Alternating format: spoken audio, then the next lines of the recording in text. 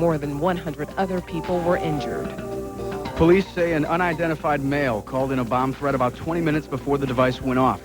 The park is a public venue in the heart of the Olympic Ring, right in the middle of downtown Atlanta. Investigators closed the park to gather evidence. President Clinton says the culprit will be found. We will track them down. We will bring them to justice. We will see that they are punished.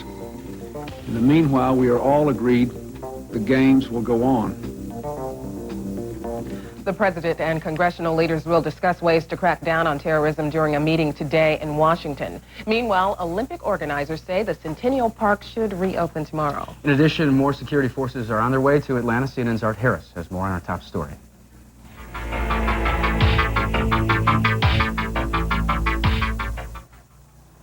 The FBI has moved the focus of its investigation from gathering evidence at the bomb site to a hunt for one or more suspects. And the agency says it's gotten very good leads from people in the park at the time of the bombing. We are in the process of going through a number of eyewitness accounts of the incident that night. And as a result, we have prepared some sketches, some composites. The security guard who first spotted the green knapsack hiding the bomb tells CNN he was shown several sketches by investigators. When they showed you the sketch, what did you see? They did show me some sketches, and one of them did look like someone from the area. These were people you saw in the area before the bombing? That's correct, yes. White males, it looked like. Yes. But the FBI says it's not ready to release any sketch to the public and denies it has a suspect yet. Trying to identify faces in the crowd that night, agents are still looking at videotapes, photos and shots from security cameras ringing the park.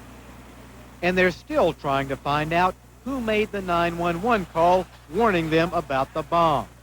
We are requesting that anyone who saw individuals or vehicles near this payphone area at approximately 1 a.m. on July 27th contact the FBI at the 1-800 number I gave. The bank of phones, like much of the physical evidence, has been shipped to the FBI's crime lab in Washington. CNN has also learned that investigators have found what could be a key piece of evidence in ultimately making a murder case. A nail recovered from the body of the woman killed in the blast. In addition to physical evidence, sources tell CNN investigators are interviewing people familiar with Georgia militia members.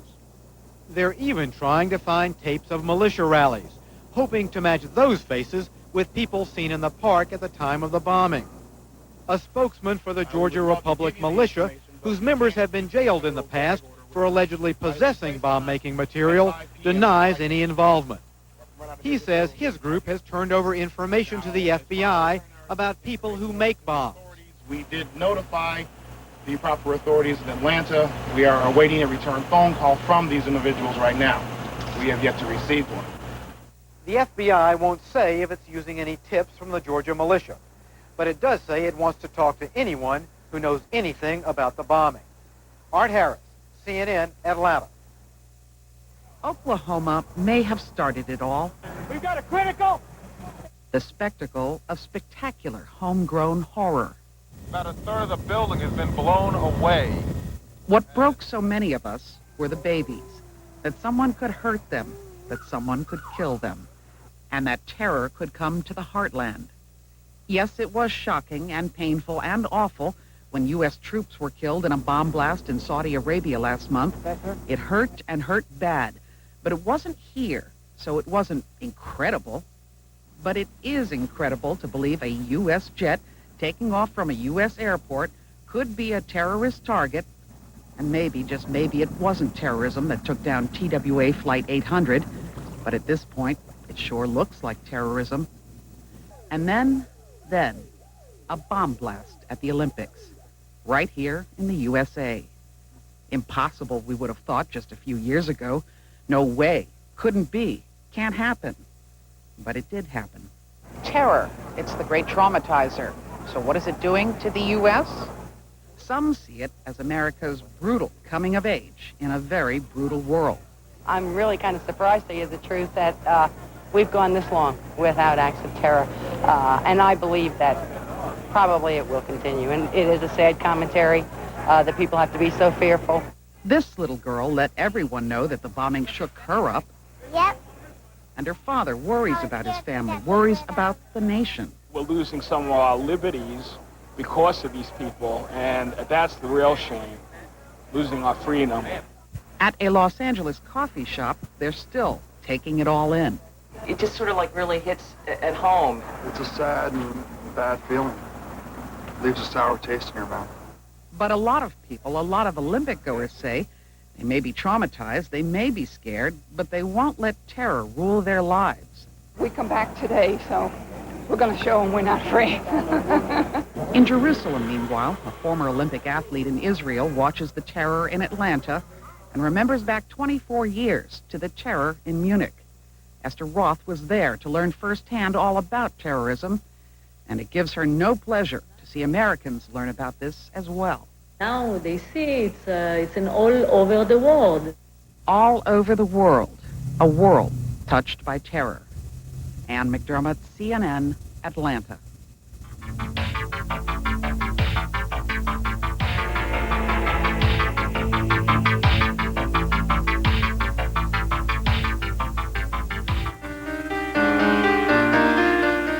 Absolutely outrageous. An event like the Olympics, which is supposed to bring people together, bring nations together.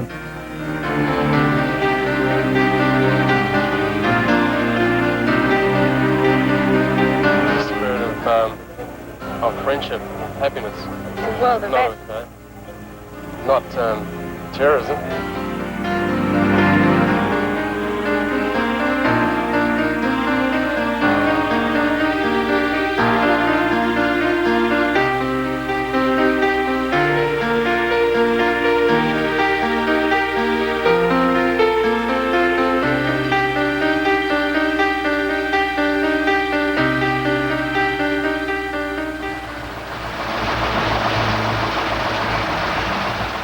Now the latest developments in the crash of TWA Flight 800, which went down off the coast of Long Island, New York 12 days ago.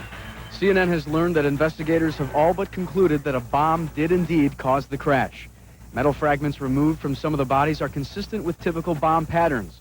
Officials also think the blast probably occurred on the left side of the Boeing 747. 153 bodies have been recovered and all but 4 have been identified.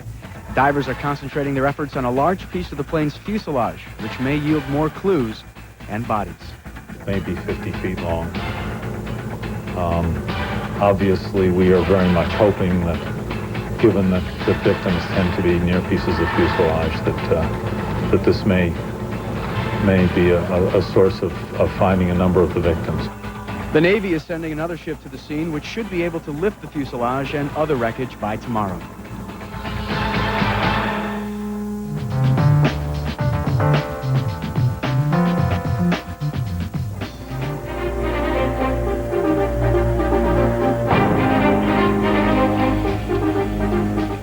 You know, there's always an up and a downside to things, say, like when it comes to you guys. An upside would be you have youth on your side, right? Well, a downside, that money you plan on making, well, Uncle Sam wants it. Not all of it, just most of it. CNN's Jonathan Carl tells us all about it. Don't cry now. Wait until you have to start paying taxes. We're going on a bear hunt. Beyond the rhetoric of the balanced budget debate, there's an economic tool that shows what it means to these kids and to the generation to come after them. It's called generational accounting. By projecting current trends into the future, generational accounting estimates the average lifetime tax rates to be paid by each generation of Americans. Its message is unmistakable. The younger you are, the higher the taxes you'll pay during the course of your working life. Those born in 1900 faced an average lifetime tax rate of 23%. It climbs to 31% for baby boomers and 34% for so-called Generation Xers. But the heaviest burden falls on generations born after 1995. They face average tax rates as high as 84%. We either get control of our fiscal finances right now, or we leave a colossal fiscal disaster to our children. Escalating federal debt is part of the problem. Another is demographics. The number of Social Security and Medicare recipients will double over the next 50 years, causing explosive growth in 2 of the most expensive federal programs. Republican Congressman Lamar Smith is pushing a bill to make generational accounting a mandatory part of the budget. It's real easy to plan for this year. We even occasionally plan for 5 years, but we never plan for 10 years or 15 or 25 years or the next generation. It's going to come out of my taxes, my paycheck, my income eventually. I sound very bitter about it, but maybe that's because I am. I don't know. The federal budget has included generational accounting since 1992, but the administration removed it last year. The move surprised Lawrence Kotlikoff, who was hired by the White House to do generational accounting. They weren't willing to take a 2,000-page document and devote 5 pages to telling the truth about how their policies were going to imperil the well-being of today's children. But White House Budget Director Alice Rivlin defends its removal. The particular method known as generational accounting strikes me as a little bit gimmicky and a little bit misleading, but the idea is right. Neither party fares well under generational accounting. Even under the Republican 5-year balanced budget plan, future generations will be hit with a 71% lifetime tax rate. It's a problem Republican Budget Chief John Kasich acknowledges. Frankly, if the balanced budget amendment passes, it is one small step because we have enormous obligations for our children. Jonathan Karl, CNN, New York.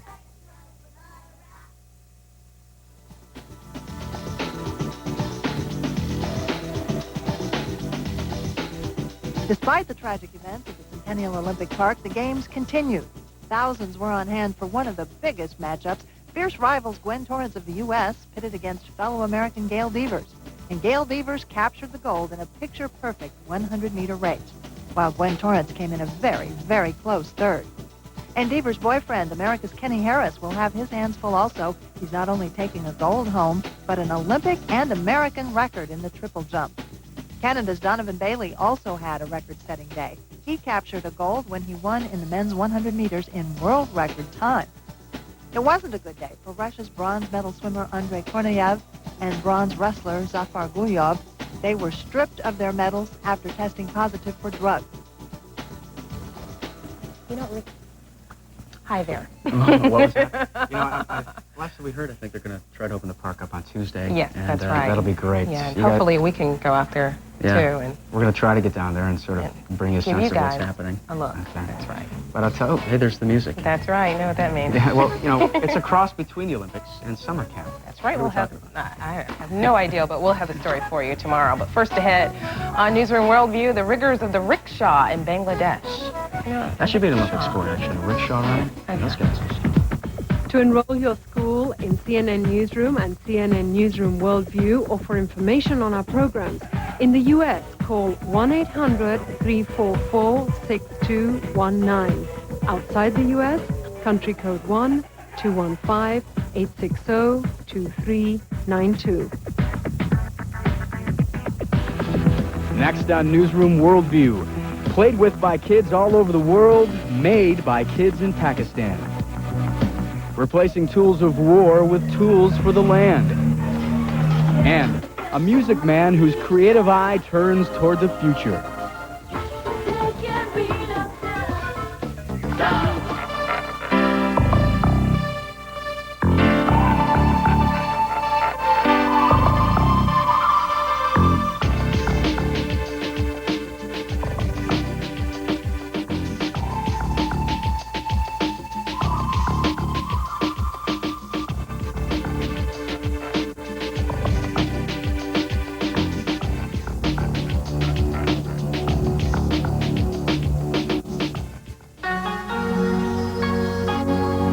The challenge of child labor tops Newsroom Worldview today. Several Southeast Asian nations have recently come under fire for not stopping businesses that put children to work in grueling conditions, often for little or no pay. One such situation involves the production of soccer balls in Pakistan. Brian Jenkins has details.